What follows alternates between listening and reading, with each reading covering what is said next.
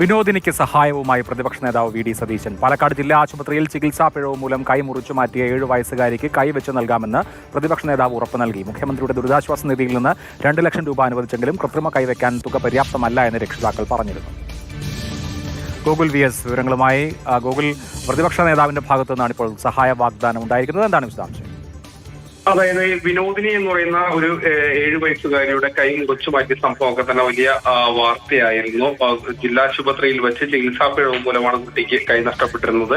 അതിനുശേഷം കുട്ടിയുടെ അച്ഛനും അതോടൊപ്പം തന്നെ ബന്ധുക്കളൊക്കെ തന്നെ വലിയ നിയമ പോരാട്ടമാണ് നടത്തിയത്. അപ്പോൾ മുഖ്യമന്ത്രിയുടെ ദുരിതാശ്വാസ നിധിയിൽ നിന്ന് കുട്ടിക്ക് 2 ലക്ഷം രൂപ സഹായം നൽകിയിരുന്നു.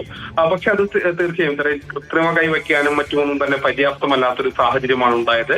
അതിനെ തുടർന്നാണ് കുട്ടിയുടെ അച്ഛൻ കഴിഞ്ഞ ദിവസമൊക്കെ തന്നെ ജില്ലാ കളക്ടറെ അടക്കം കാണുകയും പരാതി നൽകുകയും ചെയ്തിരുന്നു. ഇപ്പോൾ ആ വിഷയത്തിൽ ഇടപെടലുണ്ടാകുന്നത് പ്രതിപക്ഷ നേതാവിന്റെ ഭാഗത്തു നിന്നാണ്. വിഷയം അറിഞ്ഞ പ്രതിപക്ഷ നേതാവ് കുട്ടിയുടെ അച്ഛനോട് സംസാരിക്കുകയും സഹായം വാഗ്ദാനം ചെയ്യുകയുമാണ് ഉണ്ടായത്.